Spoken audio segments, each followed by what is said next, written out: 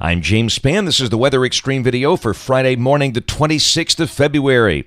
Getting set to cruise into a weekend here. Looks like the weekend will be pretty quiet, but next week, that deal Tuesday looks pretty interesting here. Who gets the rain? Who gets the snow? Can we figure it out at this early phase of the game? Well, let's get into it and see. Let's look at the Skycam shots early this morning. First off, from downtown Birmingham, looking right down 20th Street from the Daniel Building. It's clear and cold. Most spots are below freezing. There's the Inverness Skycam. Look at that. Nobody out there on Highway 280. About 5 cars out there, but that will change. We know that. And way down south, the skyline of Mobile, Alabama is seen from the battleship USS Alabama. Boy, look at the storm over the Northeast. A vertically stacked system sitting right over New York City. And down below, we see the next shortwave over Texas and Oklahoma. We call that one Bertha. The Northeast storm is Andrew, and the one out west is what? Clarence. Temperatures this morning are mostly in the 20s. 24 for Anniston seems to be the cold spot. Birmingham and Tuscaloosa sitting around 30. Here's our watch warning map, and all the big problems, of course, are up in the Northeast.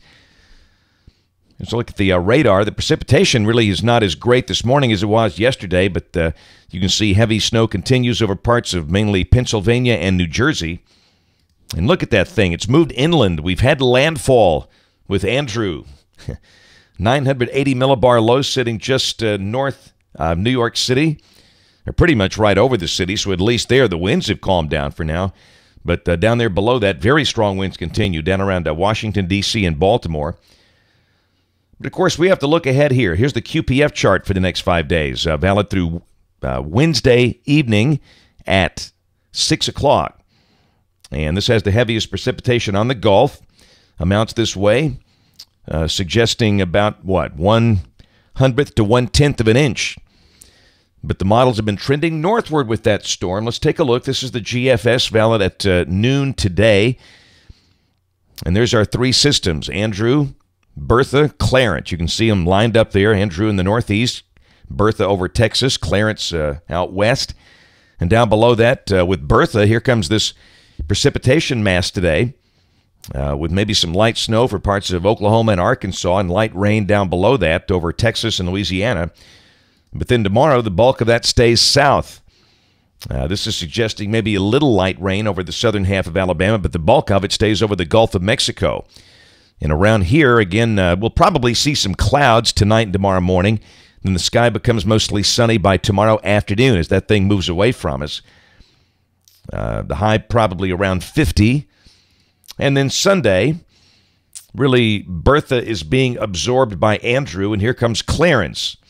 And down below that, we're in between everything. So, again, Sunday should be a pretty decent day, mostly sunny with a high between 50 and 55. Now, Monday, here comes the GFS depiction of Clarence. You can see the precipitation off to the west Monday night at midnight. Pretty good-looking surface low forms below Appalachian. It's really got the main shield down to the south of us.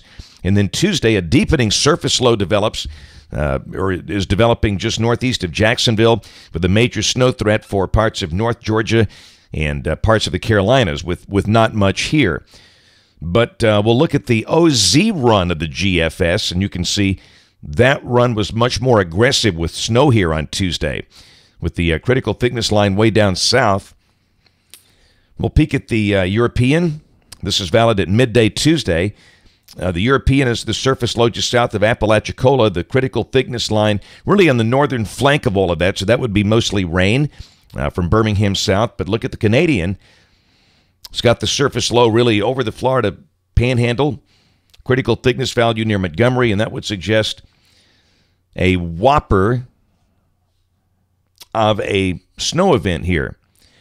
And as we all know, and we've mentioned it here many times, the Canadian has performed better than the other models in winter weather systems this season. But we're not comfortable making a specific forecast at this point. I don't think it makes sense. We need to get Bertha out of here before we can focus on this one, which is what we call Clarence. So once the shortwave is out of here tomorrow morning, Saturday evening into Sunday, we should have better clarity on this. I still think this has great potential to lay down a strip of heavier snow somewhere across the southern states. This would suggest it would be Jackson, Birmingham, and Rome, Georgia. But it might be Nashville or Knoxville and Memphis. It might be all rain here. Nobody knows at this phase of the game, but again, considering the past performance of the Canadian, you have to give it some respect. So again, for now, we're just going to mention colder with a chance of rain or snow on Tuesday. And by the time we talk Monday morning at 5 o'clock, we'll have a much, much better idea of this thing. Wednesday, that's gone. Wednesday looks cold and dry, maybe a few flurries north of here. Thursday, cool and dry. We start to moderate slowly. And a week from today, will be dry and cool. 3 more days on the 8th, next shortwave. We're calling that one Dolly. And I promise I won't name any more of these. I did that in a sleepless stupor here earlier this week. But there's a look at a good batch of rain and storms coming through here. Not really the severe weather look we have seen. The surface low is pretty far north. Not much instability with that. And the end of the forecast on the 13th, the westerlies beginning to retreat north. A broad northwest flow aloft, and that would suggest tranquil weather on that day, which happens to be the anniversary of the blizzard of 93. That's it for the Weather Xtreme video today. We'll have notes on the blog. The next video by 3:30 or so today. And if you're local to us, we invite you to watch us on television this evening, ABC 3340 at 5, 6, and 10. Thanks for watching. Have a great day, and God bless. Each day, there are new stories to tell about the people who live here and the place we call home. All of the faces that I see, all of the places close to me, they're all part of all the best things about home. Sharing your stories on ABC 3340, Alabama's news leader.